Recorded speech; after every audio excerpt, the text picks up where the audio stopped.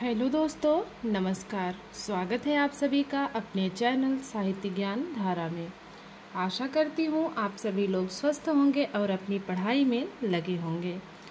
तो कवियों की श्रृंखला में बिना किसी देरी के आज हम लोग देखते हैं विष्णु प्रभाकर जी के बारे में। विष्णु प्रभाकर का जन्म 1912 ईस्वी में हुआ था। विष्णु प्रभाकर का जन्म 21 जून 1912 को मीरापुर, मुजफ्फरपुर, उत्तर प्रदेश में हुआ। विष्णु प्रभाकर का वास्तविक नाम विष्णु दयाल था। तो ध्यान रखेंगे, वास्तविक नाम भी पूछ लिया जाता है और उपनाम भी पूछ लिया जाता है। विष्णु प्रभाकर को आवारा मसीहा जीवनी के लिए सोवियत लैंड नेहरू पुरस्कार मिला। आवारा मसीहा प्रसिद्ध बांग्ला उपन्यासकार शरत चंद्र चट्टोपाध्याय की जीवनी है। यह जीवनी 3 पर्वों में विभाजित है। तीनों का नाम क्या है ये भी देख लेते हैं। दिशाहारा, दिशा की खोज और दिशांत। पुनः देखेंगे इसको। आवारा मसीहा प्रसिद्ध बांग्ला उपन्यासकार शरत चंद्र चट्टोपाध्याय की जीवनी है। यह जीवनी 3 पर्वों में विभाजित है। पहला दिशाहारा, दूसरा दिशा की खोज और तीसरा है दिशांत। विष्णु प्रभाकर को अर्धनारीश्वर उपन्यास पर सन 1993 ईस्वी में साहित्य अकादमी पुरस्कार दिया गया। विष्णु प्रभाकर को उनके नाटक सत्ता के आर पार पर भारतीय ज्ञानपीठ द्वारा मूर्ति देवी पुरस्कार प्रदान किया गया। हिंदी अकादमी द्वारा विष्णु प्रभाकर को शलाका सम्मान दिया गया। भारत सरकार द्वारा इनको पद्म भूषण पुरस्कार दिया गया, किंतु राष्ट्रपति भवन में दुर्व्यवहार के विरोध स्वरूप उन्होंने पद्म भूषण की उपाधि वापस करने की घोषणा कर दी थी। चलता चला जाऊंगा इनका एकमात्र कविता संग्रह है। तो इनका एकमात्र कविता संग्रह कौन सा है? चलता चला जाऊंगा। विष्णु प्रभाकर ने प्रेमचंद के उपन्यास गबन का चंद्रहार नाम से और गोदान उपन्यास का होरी नाम से नाटक में रूपांतरण किया था। तो महत्वपूर्ण है, पुनः देखते हैं। विष्णु प्रभाकर ने प्रेमचंद के उपन्यास गबन का चंद्रहार नाम से और गोदान उपन्यास का होरी नाम से नाटक में रूपांतरण किया था। अब बात करते हैं इनकी रचनाओं की। तो सबसे पहले है कहानी संग्रह।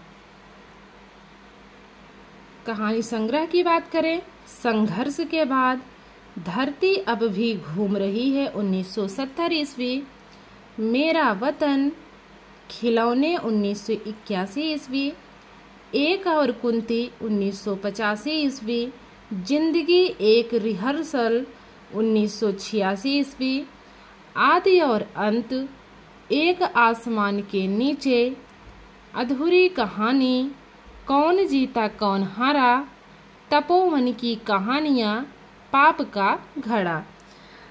तो ये सभी क्या है? कहानी संग्रह है। किसके हैं? विष्णु प्रभाकर के हैं। एक बार पुनः देखते हैं। संघर्ष के बाद धरती अब भी घूम रही है 1970 ईस्वी की है।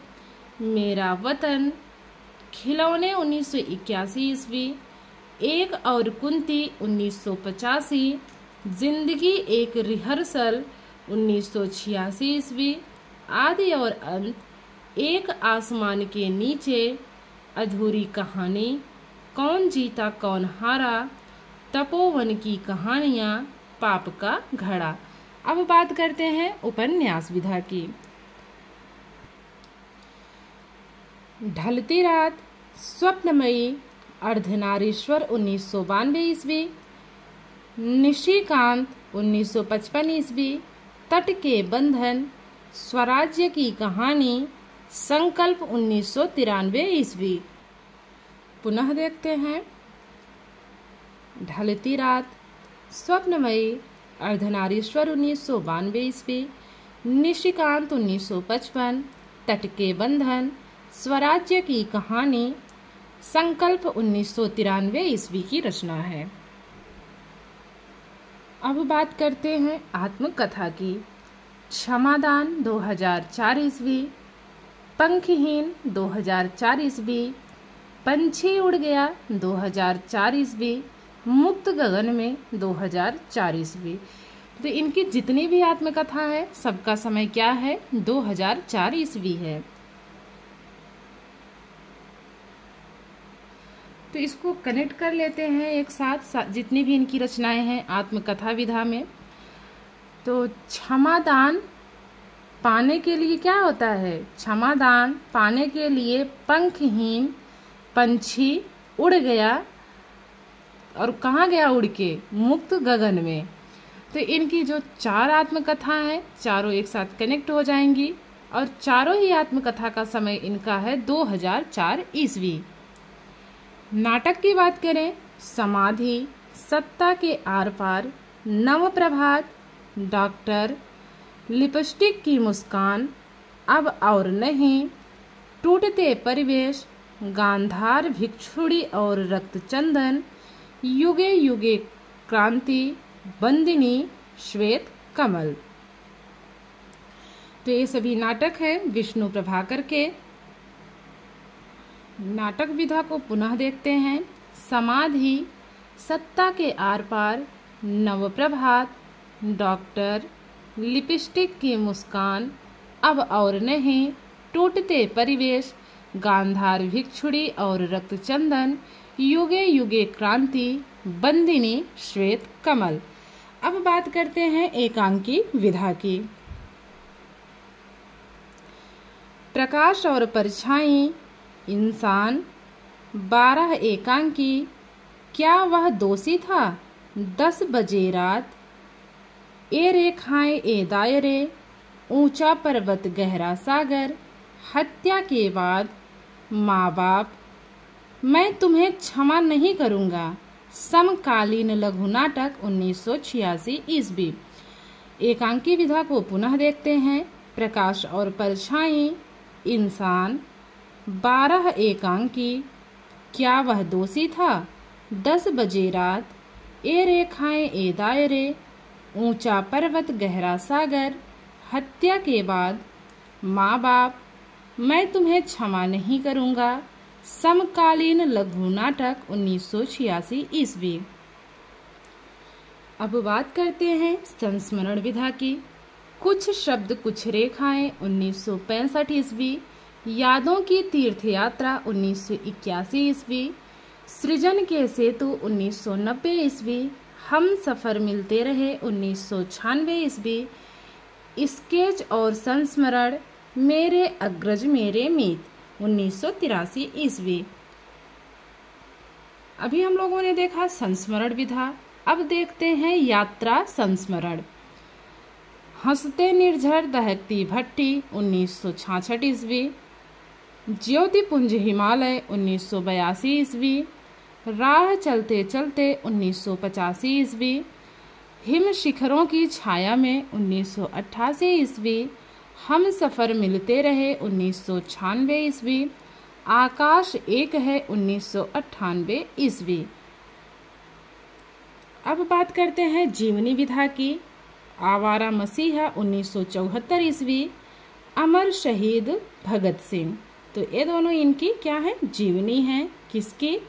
विष्णु प्रभाकर की। तो अभी हम लोगों ने विस्तृत जानकारी देखी इनके बारे में, विष्णु प्रभाकर जी के बारे में। अब देख लेते हैं इनसे बनने वाले महत्वपूर्ण प्रश्नों को भी। तो आप लोग चाहे तो वीडियो को 1 से 2 बार पूरा देख भी सकते हैं, समझ आ जाएगा, और रचनाओं को आप लोग एक साथ लिख भी सकते हैं, जिससे याद करने में आसानी भी हो जाएगी आप लोगों को। तो प्रश्नों को भी देख लेते हैं कि परीक्षा में इनसे किस प्रकार के प्रश्न बन सकते हैं। विष्णु प्रभाकर का जन्म कब हुआ? 1912, 1913, 1914 या फिर 1915? तो विष्णु प्रभाकर का जन्म हुआ है 1912 ईस्वी में। विष्णु प्रभाकर का वास्तविक नाम क्या था? आपके सामने विकल्प है विष्णु दयाल, विष्णु शंकर, विष्णु राही या फिर विष्णु प्रभात। तो पहला वाला विकल्प सही है। विष्णु प्रभाकर का वास्तविक नाम था विष्णु दयाल। विष्णु प्रभाकर द्वारा रचित आवारा मसीहा जीवनी किसके जीवन पर आधारित है? विकल्प है रविंद्रनाथ टैगोर, शरत चंद्र चट्टोपाध्याय, निराला या फिर अज्ञे। तो जो दूसरा वाला विकल्प है शरत चंद्र चट्टोपाध्याय बिल्कुल सही है। विष्णु प्रभाकर को किस रचना के लिए सोवियत लैंड नेहरू पुरस्कार मिला था? विकल्प है जिंदगी एक रिहर्सल, अर्धनारीश्वर, आवारा मसीहा, युगे युगे क्रांति। तो इनको सोवियत लैंड नेहरू पुरस्कार मिला था आवारा मसीहा के लिए। तीसरा विकल्प बिल्कुल सही है। विष्णु प्रभाकर को किस उपन्यास के लिए साहित्य अकादमी पुरस्कार दिया गया? तट के बंधन, स्वप्नमयी, ढलती रात या फिर अर्धनारीश्वर के लिए। तो इनको जो है दिया गया था अर्धनारीश्वर के लिए। चौथा वाला विकल्प सही है। अगला प्रश्न है विष्णु प्रभाकर को साहित्य अकादमी पुरस्कार कब दिया गया? 1993, 1994, 1995 या फिर 1996 ईस्वी में। तो जो पहला विकल्प है 1993 ईस्वी बिल्कुल सही है। विष्णु प्रभाकर को किस नाटक के लिए भारतीय ज्ञानपीठ द्वारा मूर्ति देवी पुरस्कार दिया गया? विकल्प है लिपस्टिक की मुस्कान, सत्ता के आर पार, टूटते परिवेश या फिर डॉक्टर। तो जो दूसरा वाला विकल्प है सत्ता के आर पार बिल्कुल सही है। विष्णु प्रभाकर की रचना चलता चला जाऊंगा की विधा है? विकल्प है कविता, नाटक, संस्मरण या फिर रिपोर्टाज। तो जो सही उत्तर है इसमें वो है कविता। विष्णु प्रभाकर ने प्रेमचंद के किस उपन्यास का चंद्रहार नाम से नाट्य रूपांतरण किया था? गोदान, कर्मभूमि, गबन या फिर रंगभूमि। तो चंद्रहार नाम से किया था किसका रूपांतरण? गबन का। अगला प्रश्न है विष्णु प्रभाकर ने प्रेमचंद के किस उपन्यास का होरी नाम से नाट्य रूपांतरण किया था? विकल्प है गोदान, कर्मभूमि, गबन, रंगभूमि। तो पहला वाला विकल्प है सही इसमें गोदान। जब बात आएगी चंद्रहार की तो उसका इन्होंने नाट्य रूपांतरण किया था किसका? इसमें इन्होंने किया था गबन का। बात अगर होरी की आएगी तो गोदान आएगा। चंद्रहार में बस इतना याद रखना है कि चंद्रहार के साथ कौन आएगा? गबन आएगा। और बात अगर होरी की होगी तो वहां गोदान आएगा। आगे देखते हैं विष्णु प्रभाकर का जन्म कहाँ हुआ?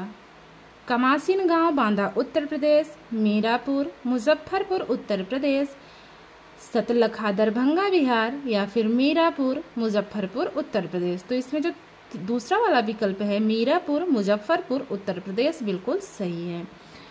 अगला प्रश्न है विष्णु प्रभाकर ने किस नाम से कुछ रचनाएं लिखी थी? प्रेम बंधु, प्रेमवीर, प्रेमानंदा, प्रेमदास। तो इसमें जो सही विकल्प है वो है प्रेम बंधु। आवारा मसीहा जीवनी कितने भागों में है? 5 भागों, 2 भागों, 3 भागों में या फिर 4 भागों में। तो जो आवारा मसीहा जीवनी है 3 भागों में है। तीसरा विकल्प सही है। आवारा मसीहा जीवनी 3 भागों में है। इसमें से कौन सा एक नहीं है? दिशारत, दिशाहारा, दिशा की खोज या फिर दिशांत। तो जो पहला वाला है दिशारत यह जो है नहीं है। अन्य तीनों आवारा मसीहा के ही 3 भाग हैं। अगला प्रश्न है विष्णु प्रभाकर के इस नाटक में अनीसा डॉक्टर की कर्तव्य व प्रतिशोध के बीच द्वंद्व कहानी का वर्णन है? समाधि में है, डॉक्टर में है, सत्ता के आर पार है या फिर टूटते परिवेश में। तो वो है डॉक्टर कहानी में। अगला प्रश्न विष्णु प्रभाकर का बचपन कहाँ बीता? कमासीन गांव, बांदा उत्तर प्रदेश, मीरापुर मुजफ्फरपुर उत्तर प्रदेश, हिसार हरियाणा या फिर श्योपुर ग्वालियर मध्य प्रदेश। तो जो तीसरा वाला विकल्प है हिसार हरियाणा बिल्कुल सही जवाब है।